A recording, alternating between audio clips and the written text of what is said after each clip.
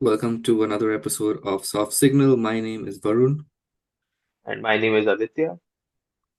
and today's episode is continuing on from what we've done in the past few. We are coming up with another 11, but I think for the first time in the history of this podcast, we are competing and not collaborating. Is that true?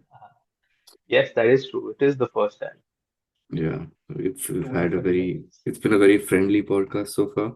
We've had some disagreements about Oh yeah, I can think of one. Not a disagreement, but it was about the Mushfiqur Rahim yeah, yeah. um, innings uh, being one of the better ones during in the World Cup inning or the ICC uh, uh, tournament Innings against 11 India. innings Yeah. countdown. Yeah, yeah. So yeah, we that was one, but we've always, I think, was basically we've been making the same teams, or we made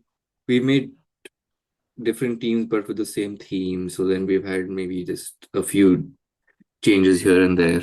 But today we're going to have completely different teams because our criteria for picking the teams was exclusive. So we are going to stick with the theme of Test cricket from 1990, which you've seen in the past couple of episodes if you haven't checked them out. Um, but we're going to do an Asian 11 versus a rest of the world 11 or non-Asian 11, however, whatever you want to call it. Um, so I have chosen the Asian 11, going back to my roots, and then Aditya is going to do the non-Asian 11 or the rest of the world 11 or whatever you want to call them again. Up to you, your team. Um, I don't think this concept has ever happened. I remember once there was a test match between the rest of the world versus Australia when Australia were really good. And then there have been a couple of charity matches, which like Asia 11 versus, there was also this Afro Asia Cup. So I think there's potential in real life also for something like this. Maybe it would have been more fun like 15 years ago. Yeah, exactly. Because 15 years ago, the players weren't so friendly with each other. Now, with the IPL and all of the different T20 leagues, it lacks a bit of edge. When players from different countries play together in the same team. Um, so it seems as if it's normal, right? It seems like it happens often because it actually does happen in the T20 leagues.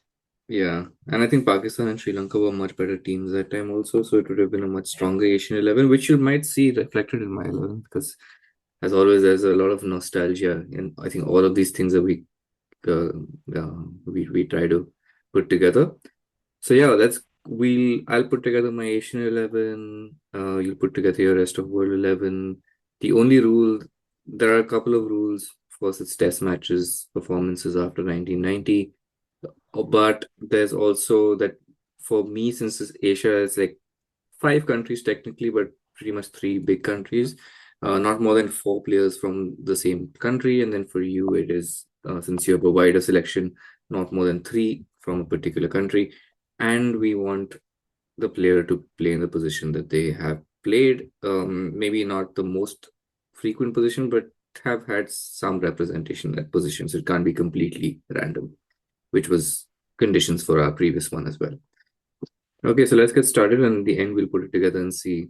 Or even when we're discussing, we can see who has a better lineup and such so far. But why don't you go for your openers? And yeah, really interested to see who you picked this time. Yeah, so obviously a lot of openers to choose from, and I feel like we've spoken about the openers a lot in the last few weeks, but it's the similar names, right? It's Matthew Hayden, Alistair Cook, Graham Smith, David Warner, Justin Langer, so these are the names that really come to mind uh, when you think about the great openers since 1990. Um, but then the condition that we have, where I cannot pick more than three players from the same country, really kicks in. So normally I would have gone for Matthew Hayden, but because of that condition, I cannot. So Matthew Hayden is not in my team, even though I'm a huge fan of Matthew Hayden and so on. But I've decided to go in with Alistair Cook, as one of my openers. Um, so average is 45, 12,500 runs. His credentials are great. Alistair Cook makes it to my team, so that's one player from England. Um, my second opener is from South Africa, so I think that gives it away already. But Graham Smith has has a terrific record as well. Slightly above 9,000 runs, average of almost 50, 2,700s. Graham Smith is a solid opener. Um, Kind of, both of my openers are sort of similar in the way they play. Um, so I think, they won't be getting off to any explosive starts, but that's okay, right? It's a test match 11. And Graham Smith will also be the captain of this team. So Alistair Cook and Graham Smith are my two openers. Yeah, solid choices. You didn't pick. Did you pick Cook last time? I think you might have in the In uh the left-handers 11, no, the yes. all-time 11 where we had to pick one from each country, or was it someone else? Maybe Uh, I think it was Cook, but I think it was Cook. Yeah, yeah, yeah, yeah. yeah, It was Cook. It was Cook and Tamim Iqbal. something with ball who can't make it to your team this time. But yeah, Graham Smith, I'm glad you finally picked him because I had picked him the last two times, which I cannot this time also. But yeah, I think it's a solid opening for sure. Um, but I'm not sure they match up to the Asian 11. But which I will just go for. But so there's one player who I think we've all both wanted to pick for the last two, but we couldn't pick him because first of all it was a left-handers 11, and then we had the criteria of one per country. So my first opener is Virender Sehwag. Fine, I think he's actually the best opener of the last, along with maybe Hayden and Cook, maybe, but yeah, 8,000 runs, average of 50, more than 20 hundreds, two triple hundreds, almost three triple hundreds. And he just changed the role of an opener as well, right? In Test cricket, in one day cricket, you always had the opener from mid 90s trying to set the pace initially. But in Test cricket, we never really had that until Sehwag came along. He's changed the way openers play. Um, there were so many times he just took the game away from the opposition in the first session, first 1.5 sessions, and then there was no way back. So Sehwag is a shoe-in for me for the first opener spot. For the second one, I thought there were a couple from Sri Lanka. So there's Karunaratne, who's often overlooked because he's not the most exciting player, but solid average of 40. I picked Jayasuriya last time in my uh, all-time 11 because of again of the country condition. Also, a couple from India. Rohit Sharma, decent average. Murli Vijay. There's also Shikhar Dhawan. There were a few openers who could have made it, but I've chosen someone who you had chosen in the first one, which is the left-hander is 11. So I've gone for Saeed Anwar because I felt I was a bit unfair not giving him his due in the first, especially the first one. And you made some really good points at the time. Like he had an average of 40, high 40s as an opener. And yeah, he was a stronger one-day batsman, but extremely elegant, really great to watch. And along with Sehwag, I think him and Sehwag at the start, their careers didn't necessarily overlap too much, but yeah, they were. I think Anwar was one of the best openers of the 90s, and then Sehwag was one of the best openers of the 2000s. So, yeah, two all-time great openers for me. So I have Sehwag and Saeed Anwar. Yeah, I think the way your openers set up are very different from the way mine do, right? So your openers are probably like, look to score at 4 runs and over, for instance. Mine probably at 2 runs and over. But I think we'll get to it. But you will see that my bowling attack will probably get rid of both your openers pretty soon. Okay, Um, let's go for three and four. Should I go first, or do you want to go? yeah, you can go first this time. Okay, so three and four. It's not very exciting. I wanted to. I was trying to play around with different combinations because I wanted to balance the countries out as well. But these are names you've heard before. I think I picked them for the left-handers 11, and maybe I definitely picked them last time as well. So I won't spend too much time because I don't think you'll disagree with them as well, but it is Sangakkara at 3, who is the keeper as well, which gives you an idea of my future team composition, and who will likely captain the team also. So Sangakkara is at 3, and then at 4, of course, is this guy, what's his name? Yeah, Sachin Tendulkar. Probably played about 200 test matches. I think maybe close to 15,000 plus runs. Nothing more to say about him, right? I think we've spoken about him in our last episode. Especially for 90s Indian kids like us, I think this, like, he would just be a name we'd pick in our sleep as well. So yeah, it's Sangakkara and Tendulkar, with Sangakkara being the wicket keeper and the captain, and then Tendulkar. So in my top 4, I have Sehwag, Saeed Anwar, Sangakkara, and Tendulkar. So that's 2 Indians, 1 Pakistani, and 1 Sri Lanka. Yeah, exactly. That's a tough name to look past. I think no debates when it comes to Tendulkar at number 4 in any side. Um, so yeah, that's going to be a tough player to dislodge. That being said, Sangakkara as well, right? Is like insane numbers for Sangakkara's Test match career as well. So two stalwarts in there. But that being said, I've got two stalwarts in my team as well at number 3 and 4. So the batsman at number 3 was a long-standing rival of Tendulkar during the 90s and early 2000s. It's someone from the West Indies. So I've gone for Brian Lara. What A happened few to alarm Shivman and bells. Chandrapal? Well, let's get to that later. But yeah, Brian Lara is fits Ricky Ponting to the post, right? In this case, so Ricky Ponting um, was a strong contender for the number 3 spot. But then again, I need to have only 3 Australians in this 11. So I've chosen Brian Lara at number 3. I mean, fantastic player as well. A true match winner on his day. Like he can basically win you a match from a lost situation. Um, Averages 53 across his career, almost 12,000 runs, but he's batted at number 3 as well in his case. Played most of his matches at number 4, but at number 3 as well, he's batted for the West Indies at number 3, and he's got an average of 60 at number 3. So for me, that was sufficient enough to have him as my number 3 ahead of Ricky Ponting, who obviously was also a very strong contender. Number 4 for me, I think, is probably the most complete cricketer there has ever been in that generation. Uh, for sure, it's Jacques Kallis. Um, he is a genuine all-rounder if there ever was one. 292 wickets to go with 13,000 runs, 4,500 hundreds. Absolute stalwart.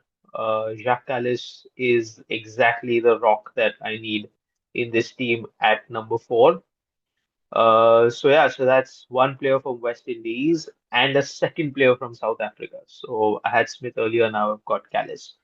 So yeah, so that's a strong number 3 and 4, and yeah, maybe numbers 5, 6, and 7 don't really need to bat in this team when they come up against the Asian 11.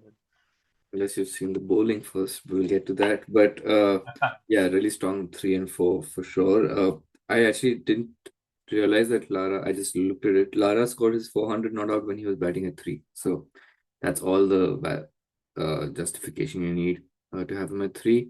And then Callis at 4, yeah, super strong, and adds a bowling option as well. So you can add an extra batsman later on as well. I'm a little bit surprised that there's no Aussie yet, but I also know they have so many great players. I'm assuming your bowling is now going to be very Australian heavy, or Australian leaning at least. Uh, and then yeah, my number 3, I actually didn't mention that I had considered Rahul Dravid as well, because I was like, I think Sangakkara and Dravid are the best number 3 Asian batsmen, right, of the past 30 years. So yeah, it was close, but I think Sangakkara has, first of all, it was the country thing also, but also I think Sangha has been um, overall a better batsman in different conditions also. So 5, 6, 7, you can go first, but like depending on how you wanna, because it's not the same team. So I'm interested in how you structured it, and then yeah, go for your picks also. Yeah, sure. So I'll go for number five. That's actually where I have my first Australian. Um, you might be a bit surprised by this, though. I get the feeling that, you wouldn't be expecting this. Um, so the first name of this guy is Michael, but the second name is not Hussey, it's Clark. So Michael Clark is is my number five. Um, now when you look at when you kind of think of Michael Clark, you think that he's actually flown under the radar quite a bit. He's had these spurts of brilliance, mostly against India, where with the massive triple century and back-to-back hundreds and so on. 2014, I think it was. Um, but his career average is 49, which is quite awesome for someone batting at number five. He's actually even got 2,800, so very strong numbers. But what really stood out for me was that he played most of his innings at number five and averaged 61 at that position and scored 20 hundreds. So 20 out of his 28 hundreds came at number five. Um, and I think statistically, he's clearly a very, very solid number five. And I decided to pick him over Michael Hussey for that reason because I think statistically he's just better. I think he was also a very good player of spin. So if you're playing an Asian 11, you need to be a good player of spin, and he himself can, turn his arm over for a few overs if needed. He's actually taken a few 5 wicket hauls as well in Test match cricket. Not that I'm going to be leaning on him for his bowling, but if by chance, your batsmen are able to negotiate my strong bowling attack, for sure, Michael Clark has the ability to trip them up. So Michael Clark's at number five. At number six, um, any surprises? Or let me reveal the name first, and then I ask you if you were surprised, right? You spoke about, in fact, you alluded to him earlier in the conversation, but it's that man, Shivnarayan Chanderpaul. He always makes my 11.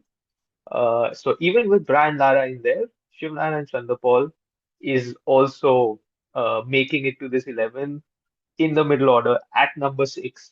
But how can you look past him? An average of 51, 30 hundreds, 11,800 runs. But again, at number six, the man averaged 64. So for me, he's actually such a valuable middle order batsman. He's proven it over and over again. Played in a depleted West Indies side, still scored runs, still. I wouldn't say won Test matches for them because it's really the bowlers that win Test matches for you in Test match cricket, especially. But let's say he probably saved West Indies' face many times through some of his dogged innings, and I expect him to do pretty much the same, even for my team batting at number six. Um, and yeah, I'll go for my seven as well, like we discussed. So my number seven is very different from Chanderpaul in the style of play, but there is no way I can look beyond Adam Gilchrist at number seven. I think this is probably like Tendulkar is for you. This is probably for me the easiest pick in my 11, because he revolutionized the role of the wicketkeeper, right? So you have one of those revolutionary batters in Sehwag, who changed the way Test match openers bat. I think Adam Gilchrist did the same thing where it came to the way wicket keepers bat. So Gilchrist at number seven, to absolutely win the game for me or take it beyond the reach of the Asian 11, um, with an amazing average at 47. I mean, Gilchrist is a pure match winner at that position. So, yeah, I had to look no further when it came to figuring out who my wicketkeeper batsman would be. Interesting. When you said Michael and not Hussey, I thought you were going to say Bevan for a second, and then I said, how could Bevan be in this? But Clark makes sense. And uh, I'm, I get it. I would have expected Steve Waugh. instead of Clark. But then you're right, Clark flies under the radar, right? So you don't rate him, and also maybe because he's more recent. And Steve O was when we were kids, so you have that or more aura around. Yeah, true. And he gives me the bowling option, right? Yeah, you get the and the spinning bowling option. Chandrapal, I don't know what he has on you, but you picked him in all three 11s. I think he's the only player, maybe Gilchrist also, but Chandrapal and Gilchrist so far who you picked in all three 11s. So, but yeah, man, I kind of like when you said it so many times, he is underrated. I'm glad he's getting his due finally on soft signal. Uh, it's probably his career highlight, but yeah, it provides a really with Gilchrist coming at seven, so you have a really strong variety of batsmen, right? I think when you have Cook and Smith at the start, and then you come in with Lara, who's flamboyant at three, and then you have Clark who can switch gears, and then Chandrapal, Dower batsman, and then Gilchrist to up the ante. So they're really strong so far. You've got two West Indians, two Australians, two South Africans, and one Englishman, and no English batsman in the so no place for Root or Peterson. I think those are the two, maybe Bell, but yeah, none of them so in there so far. Um, Yeah, exactly. I looked at Ian Bell's stats, by the way, for number five, but Michael Clark is still way above him. yeah. Okay, so my five, six, and seven, I don't have a keeper here because I already picked Sangakkara. So I have one batsman, one all rounder, one batsman and two all rounders, but one of them is a pace bowling, medium pace all rounder, and one is a spinning all rounder. So my number five, it is a Pakistani, but I was torn between three players like Yunus Khan, Inzamam ul Haq, and Mohammad Yusuf. Now, I also considered briefly Babar Azam, but I think he's really just fallen off in the last 2, 3 years. Maybe he'll come back and at the end of his career he'll be in there, but I don't think he warrants a place at the moment. The Yunus Khan batted, I saw a lot at three, I think, three or four. So he would have found a place maybe higher up. So I actually think he's probably the best Pakistani batsman I have seen, but I don't like he just didn't fit with the position. So it came down to Inzi versus Yusuf. I think if you think about it, you might think that Inzamam is the better choice because he had a stronger career. I think he almost broke Javed Miandad's record, which has since been broken by Yunus Khan also. But yeah, very easy on the eye, like close to 30 hundreds, if not more. And then captain Pakistan during a tough time as well. But then Yusuf is another Chandapal type of player where you you forget about him because you had bigger names. And don't forget he had that great 2006 where he scored 1100s and had 1700 runs, which is the still the record for most number of runs in a calendar year. And he was really good to watch. Like even better than Inzamam, I think. Like he was so stylish and like made batting look so easy. So I've actually picked Mohammad Yusuf as my number five because, and then so he's my second Pakistani entry as well, along with Saeed Anwar earlier.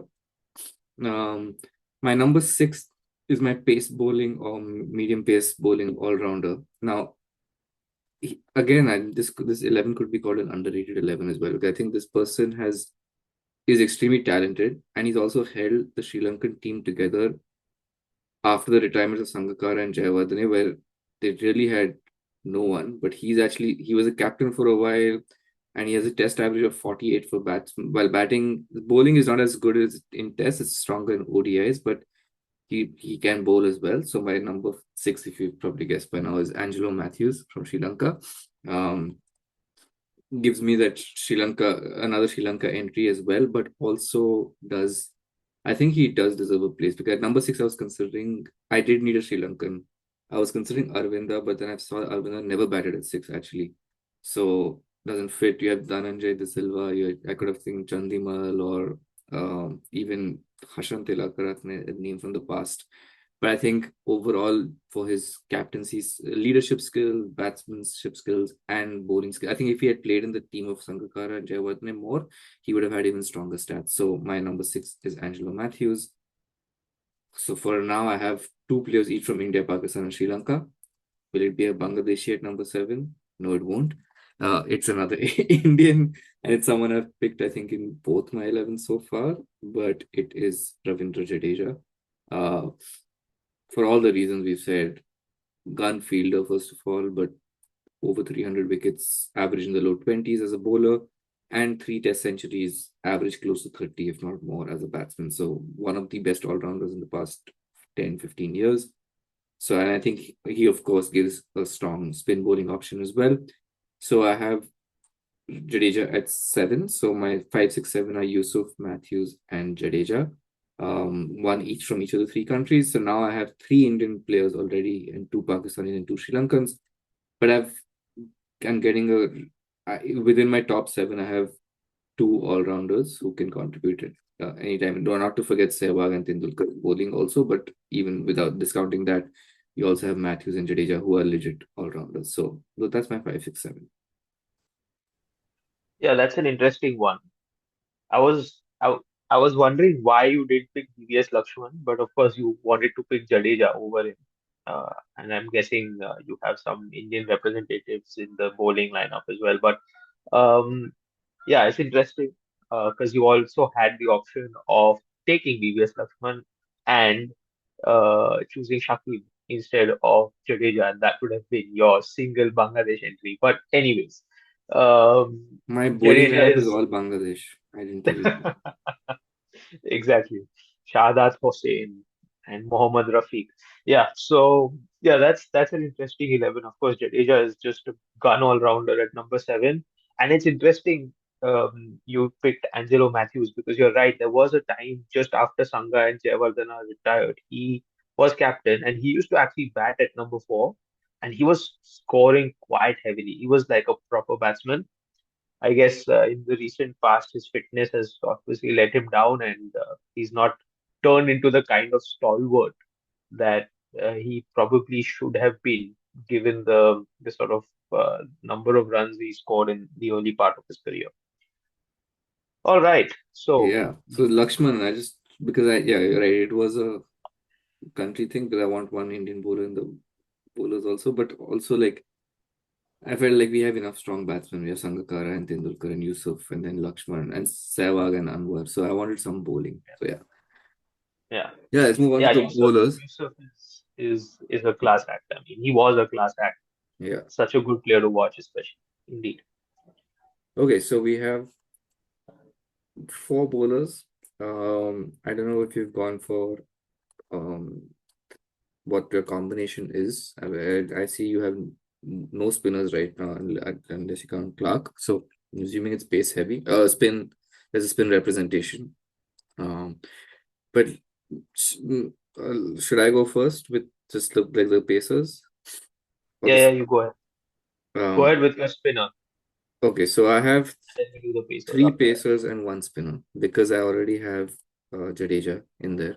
So I did not select 2 spinning options. It was very tempting because there are so many great spinners from India, Pakistan, and Sri Lanka, and Bangladesh also. And the only person we would ever consider from Afghanistan is a spinner as well.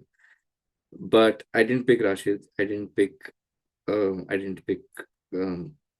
anyone from Bangladesh. Also, I was considering maybe picking some of the options I thought of were Saqlain Mushtaq.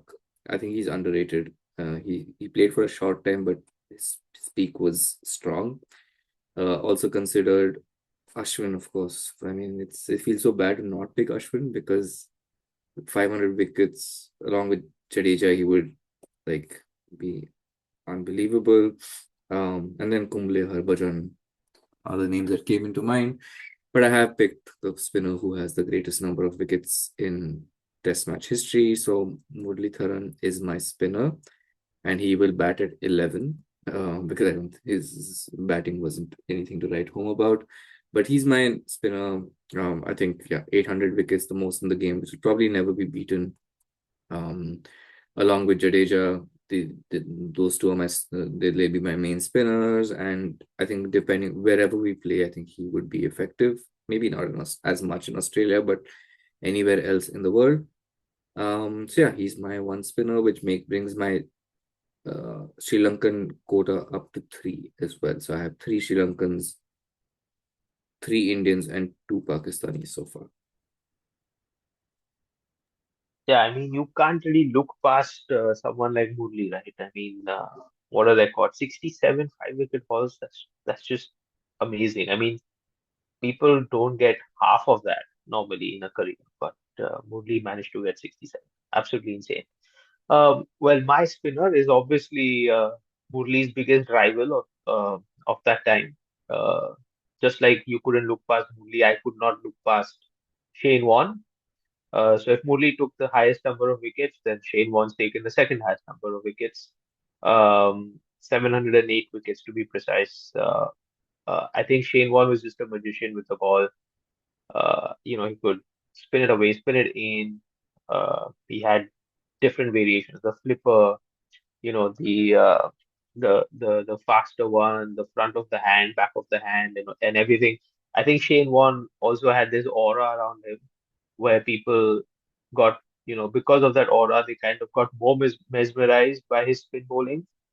Uh, so Shane Warne, I think, makes it to my 11 as the main spinner, and also my third Australian entry. So now you know why I couldn't pick Ricky Ponting, right? Because I had people like Shane Warne and Adam Gilchrist who had to be in the team.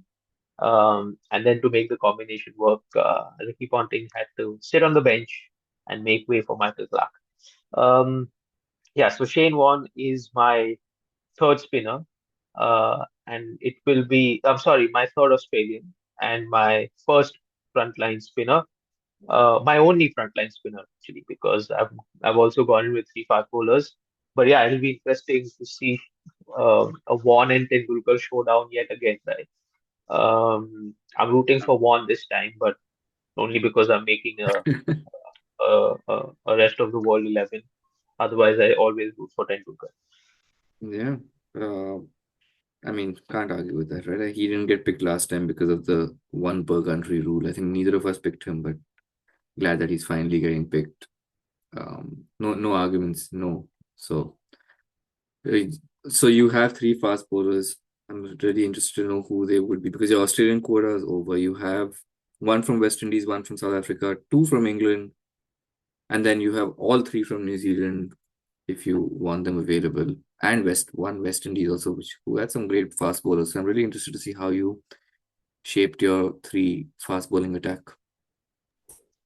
Okay, so my three fast bowlers, absolute legends of the game. Well, not all of them are absolute legends of the game, but I think two out of the three are complete legends of the game. Uh, my first fast bowler who will, take the new ball, of course, is Dale Steyn from South Africa. Amazing fast bowler. He had pace. He could swing the ball both ways, and he was really lethal. Strike rate of 42, 439 wickets. I think Dale Steyn would have taken more wickets than 439 had he not had that freak shoulder injury, which basically ended his career immediately. I think he would have easily gone past 550 because he was bowling really well when that injury happened. Um, so Dale Steyn is my first fast bowler and my third entry from South Africa after Callison Smith. My second fast bowler is also a great of the game. I mean, this guy was just like Glenn McGrath. Now, obviously, I've chosen three Australians, so Glenn McGrath is making my 11. So, is there anyone like Glenn McGrath? Anyone as good? Even better, maybe? Definitely scarier and more menacing.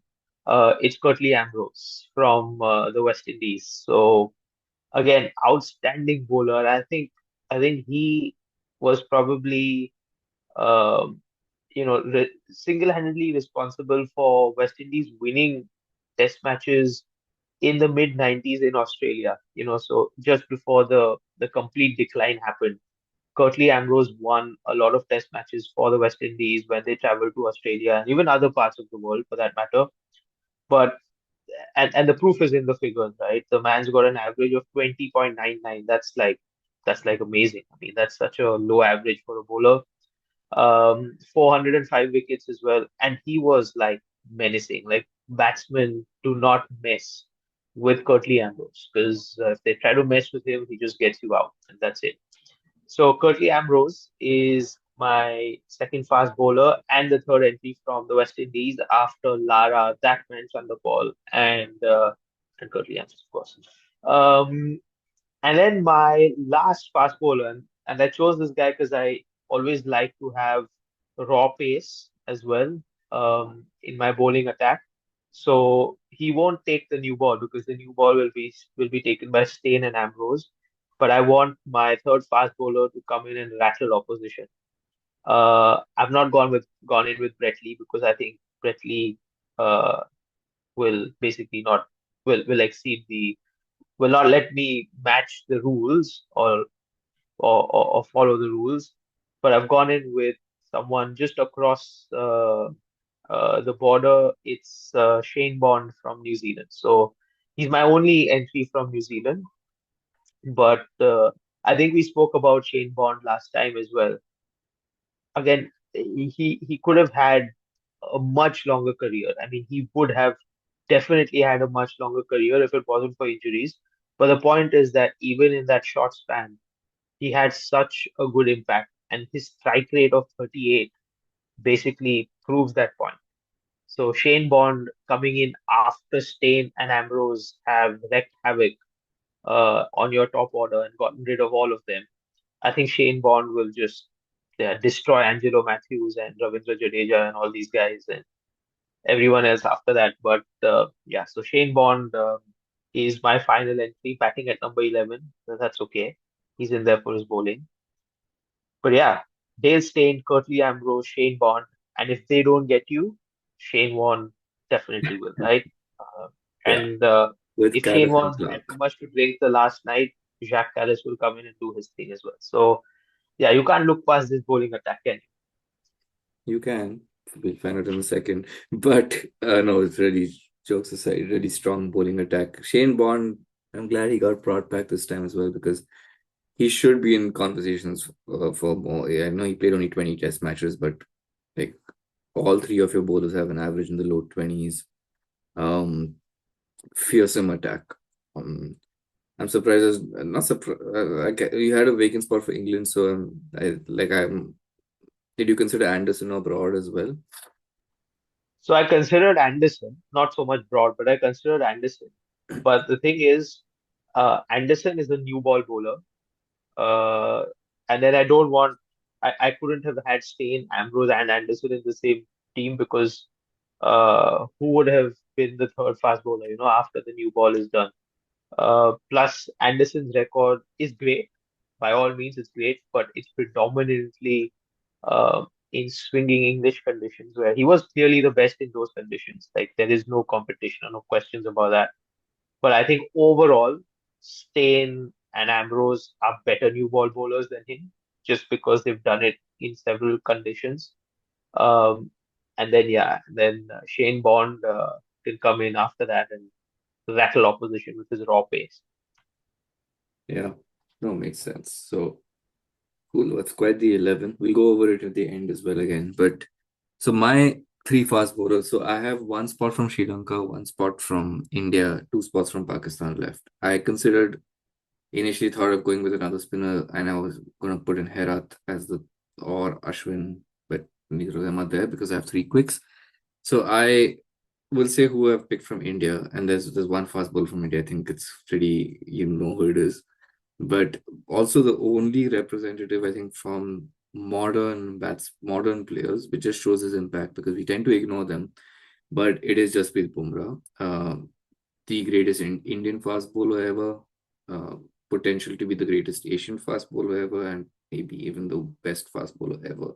He won't get there in terms of wickets, but just impact, and he'll be like a Bond kind of player, but with obviously a lot more matches. But yeah, Jasprit Bumrah has revolutionized Indian bowling, and just you wouldn't think of it looking at his action like people didn't even think he was a test match bowler when he came on. But yeah, 200 wickets.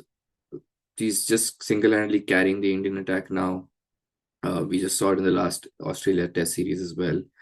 Yeah, I think the fact that he's maybe mid-career or towards the end, but not finished and still warrants a place in this 11 just shows his greatness.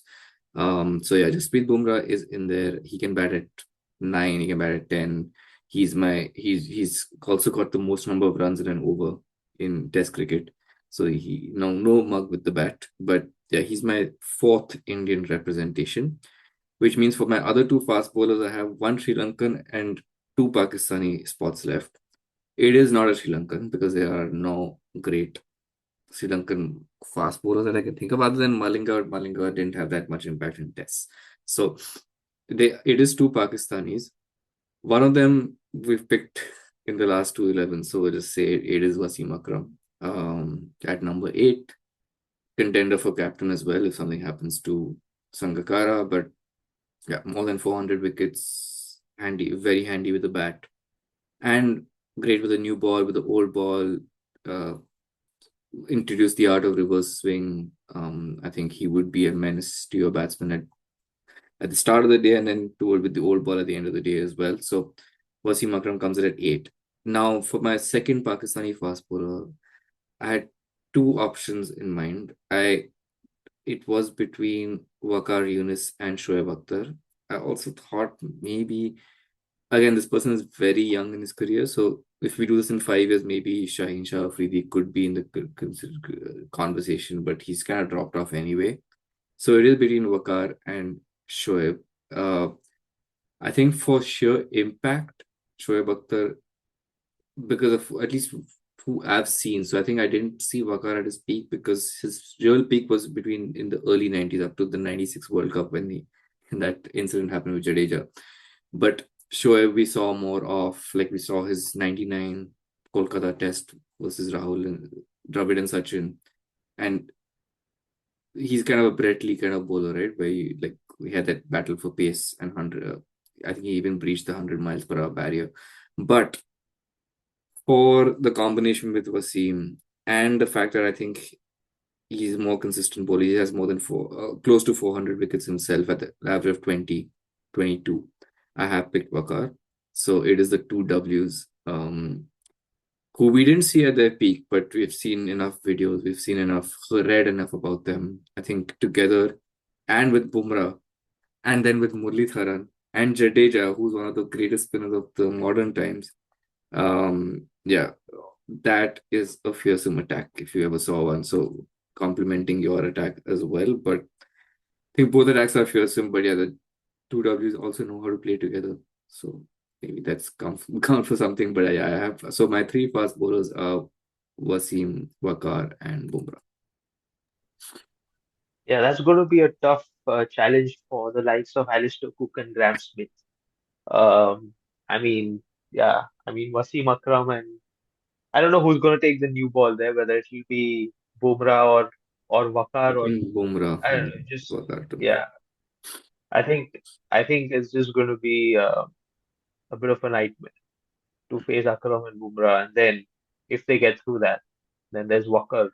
He's looking to smash their toes, right? So yeah, that's interesting. I'm sure Alistair Cook won't even read Muralidharan. I don't know. Maybe he will, maybe not. I don't know. But yeah, that is a tough attack to overcome for sure. Yeah. So let's look at the 11s. Fine. So let's review your. So one thing that stood out to me when I looked at your 11 was that you picked three players from West Indies, and if you told someone today that we're going to pick three players from the West Indies in a Test match 11, it's unimaginable to think of. So it just shows how strong, how much the West Indies have fallen and how strong they were before, right? Because all these players are 90s players, apart from Chandapal maybe. But yeah, Yeah. so you have Alistair Cook and Graham Smith at the top of the order. My openers, on the other hand, are Virender Sehwag and Saeed Anwar. Different types of opening combinations.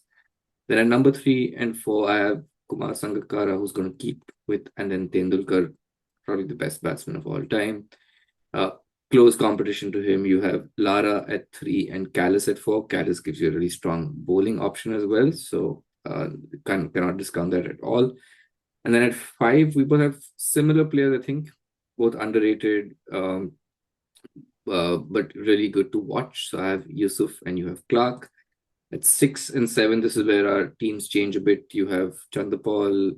Um, you've said enough about him, and then Gilchrist, probably the greatest wicket-keeping batsman of all time.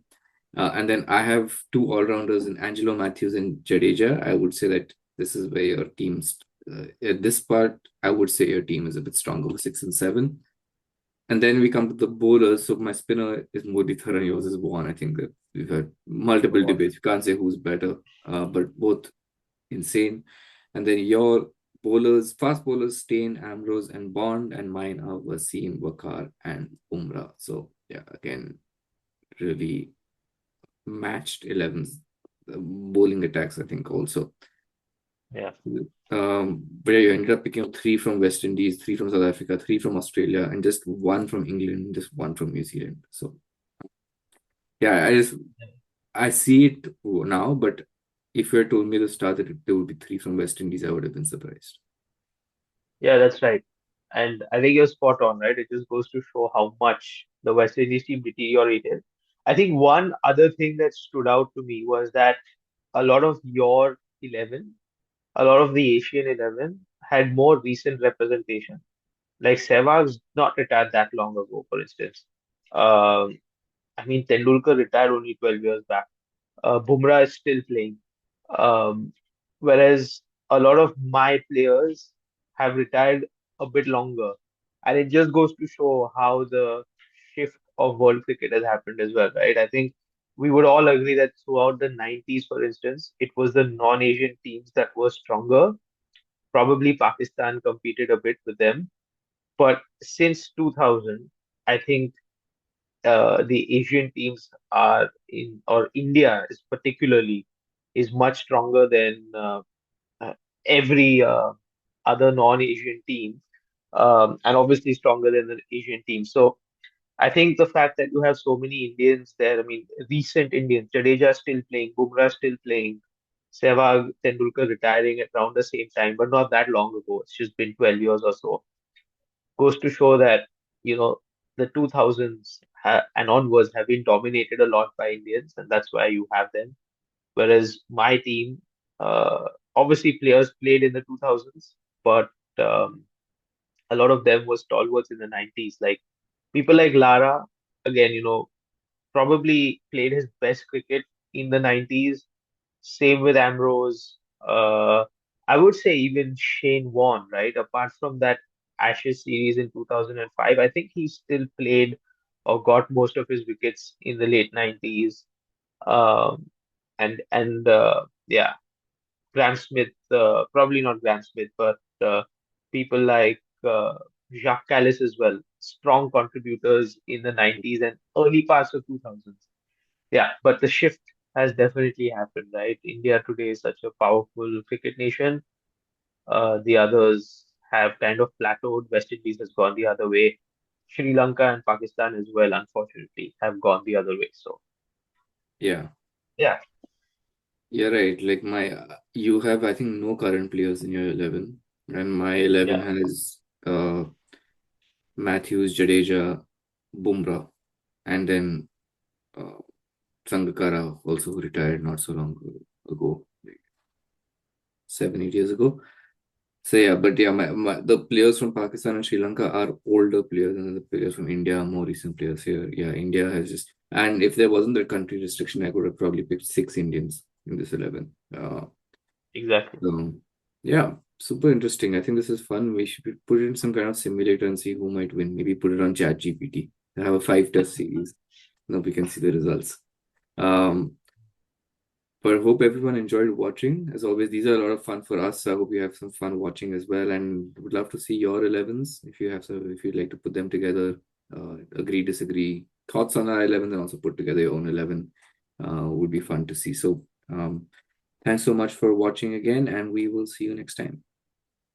Yeah, see you next time. And do let us know who you think would actually win Yes, between these two 11s in the comment section. absolutely. Right. See you. Yeah.